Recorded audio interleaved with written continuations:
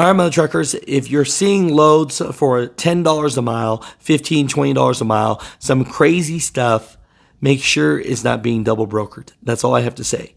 I want to say in advance, thank you to all the truck drivers that are helping out with this devastation that's going on. And tomorrow, I'm sure the loads are going to look crazy, but just make sure that what you do is right. Verify the company, verify the brokerage, just verify everything and make sure that their MCs, make sure that their phone numbers and make sure their websites and everything from their emails make sense and align. That's all I have to say. The last thing I want you to do is spend all this money helping people from Hurricane Milton, but finding out that you don't get paid for it. So be careful of this double brokering. It definitely happens during these high times.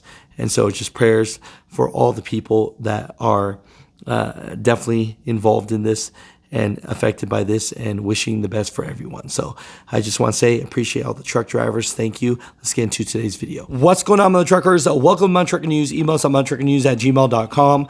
So as Hurricane Milton is happening right now as we speak, tomorrow, I'm sure the load boards are going to be crazy.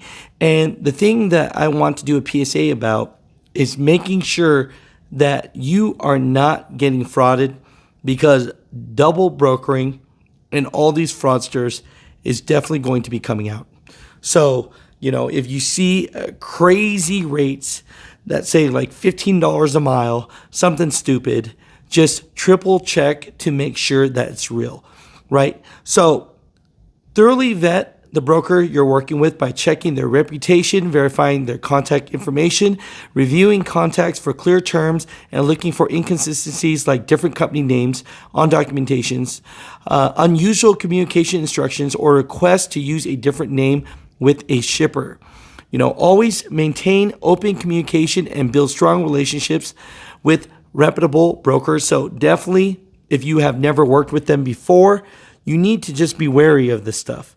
Right? If the broker provides documentation with different company name than the one you initially contacted, it could be a sign of double brokering.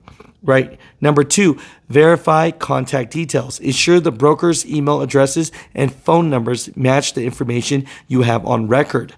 Number 3, review contracts carefully. Make sure your contract clearly outlines the terms of the shipment and explicitly prohibits double brokering, right? Investigate the broker's reputation, research the broker's history, and check for reviews from other carriers to gauge their legitimacy. So there's so many things out here that can protect you. The biggest ones is just make sure that everything lines up. If you get a gut check that this is not right, then 100% it is wrong, right?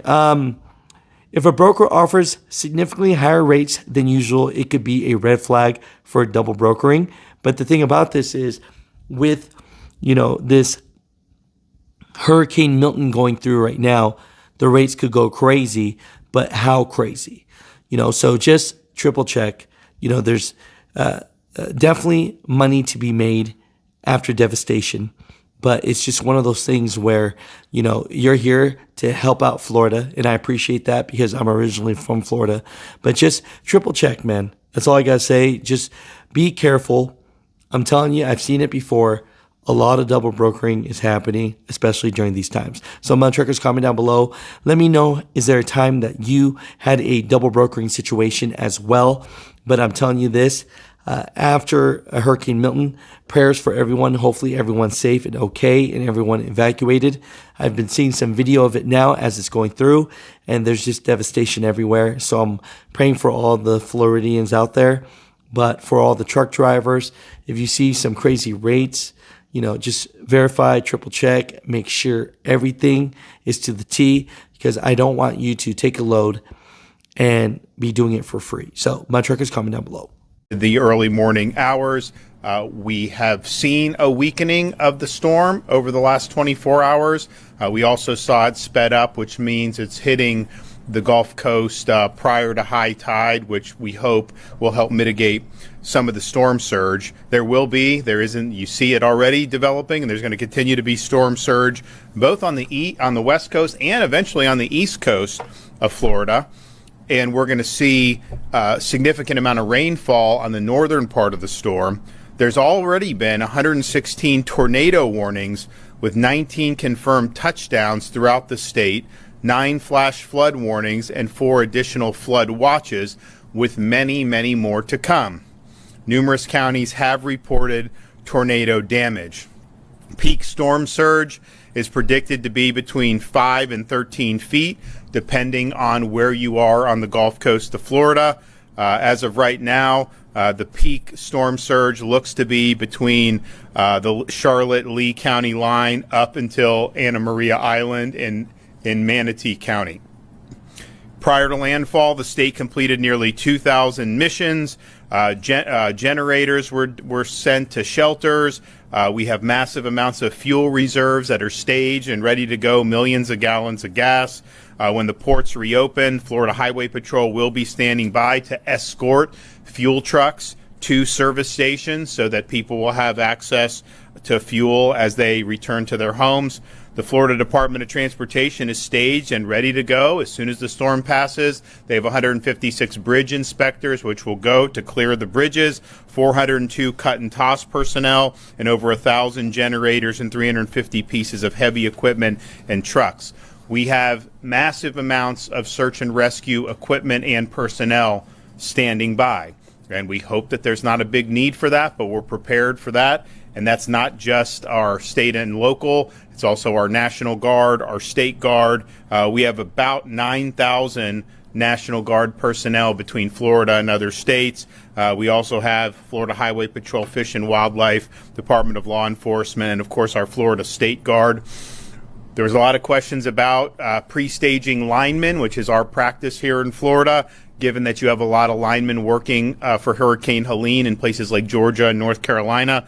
I'm happy to report that we have over 50,000 linemen that are in the state of Florida, and as soon as it's safe to do so, they will commence with power restoration. We're already seeing power outages. You're going to continue to see a lot more power outages over the course of tonight and into tomorrow morning. Now, at this point, it's too dangerous to evacuate safely, so you have to shelter in place and just hunker down.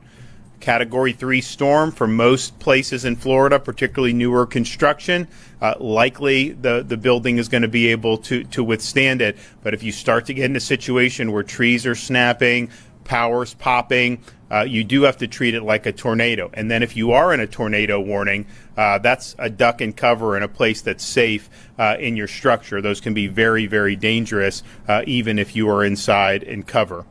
Stay inside and stay off the roads. Floodwaters and rushing storm surge are very dangerous.